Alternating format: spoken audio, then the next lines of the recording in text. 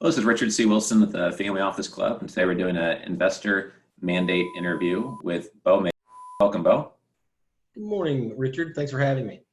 Sure. And I know you were on our angel investor discussion panel recently, but what type of an angel investor are you, and what type of organization do you operate?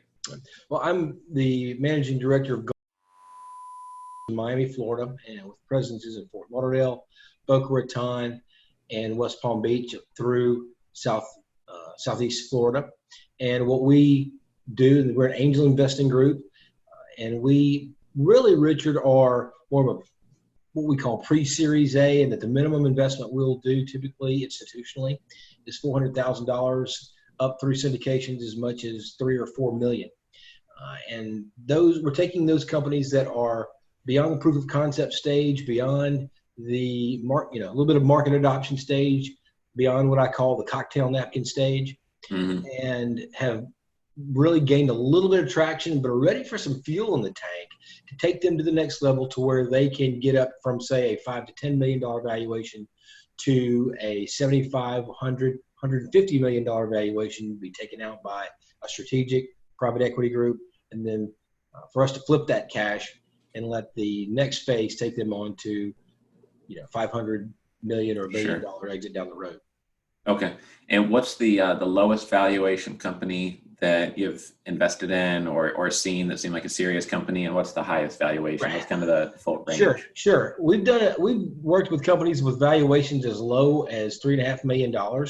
Okay. Because of various, again, they had traction. They had a proof of concept. They were relatively early stage, but they had an investor that was looking for strategic partners, not just financial partners. And that's one of the benefits of an angel investing group, whether it's ours or another, is the intellectual capital, the intellectual assets that they bring to the table. So $3.5 million on that end. On the high end, we actually invested in a company with a $30 million valuation that had over $5 million in recurring revenue at the time.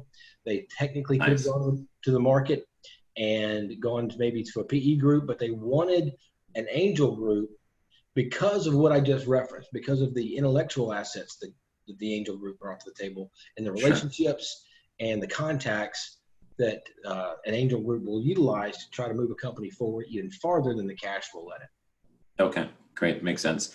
What about geographical scope in terms of where you'll invest in a company, and also the favorite 3 to 4 industries? Sure. Well, good question.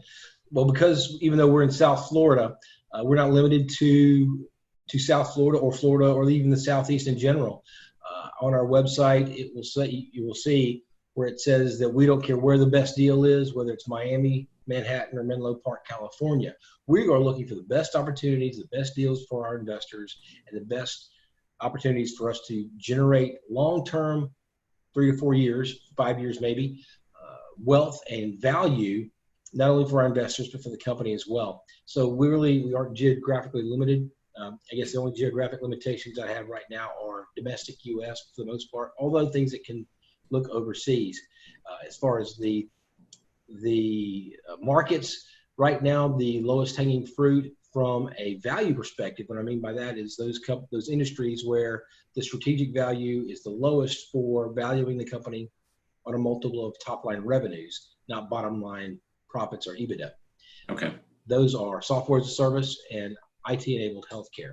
You get one of those companies or a company in one of those two industries up to about $5.5, $6 million of revenues, top line revenues, whether they're profitable or not. Now, they can't be burning cash hand over fist, but as long as they're showing some traction and not demonstrating a horrible burn rate, you're going to get a 4.5 or 5x revenues, top line revenues valuation on those companies. And ultimately, that's the primary concern we're looking for. How quickly can we grow value? Right. A multiple of revenues does that more quickly than a multiple of EBITDA. Sure. Okay. And software as a service type companies, what's Correct. The few areas that you're especially interested in? Obviously healthcare, but outside of healthcare, what's a couple areas that you guys have a lot of experience in? Really, it's not predicated, Richard, on any particular industry, as long as the total addressable market is big enough. It doesn't Sure. matter. There's a company here in South Florida called Arteza that you may be familiar with. Some of the guys from Chewy and ladies from Chewy that took that company to a $3.3 billion exit, came over and took over Arteza, which is a software company and a transaction company for art supplies. I never would have thought art supplies were that big a market, but Right. people who just did a $3.3 billion exit do. And so, Wow. Yeah.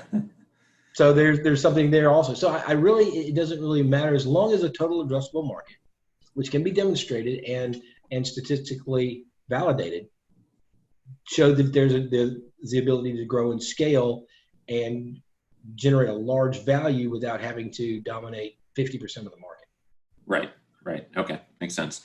All right. So what's the number one piece of advice you'd have for investors who are listening here today? Maybe something that you wish you knew 10 years ago, 15 years ago, that by sharing here, you might be able to save them, $100,000 in fees or just a lot of pain and suffering along the way. Do not ever undervalue the importance of the management team of the company that you're investing in.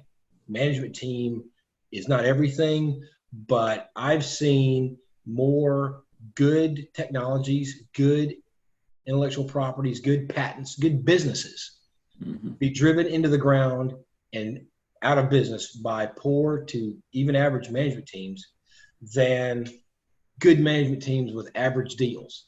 Because frankly, if it's a great management team, they're not going to be in an average deal usually. It's going to be something that maybe I don't see. But the management team, even if you're paying a little more than you expect, even if it's maybe what you perceive as to be an overvalue, if the management team is strong, they'll give you a decent return on your money almost every time. I'll never say always or never, but the management team is an invaluable, irreplaceable component in any success, and always vet out the team as much or more so than the technology or the market. Okay, great. So in other words, like if you're not sure, then you just simply don't invest, or the team just has to really impress you and be excellent. When you compare 5 companies all against each other, if you're not sure, you go with the one that has the most excellent team, essentially. Either the excellent team, and you're going to have first-time entrepreneurs. Everybody has their first deal. Not everybody comes out of the womb with 3 exits under their belt.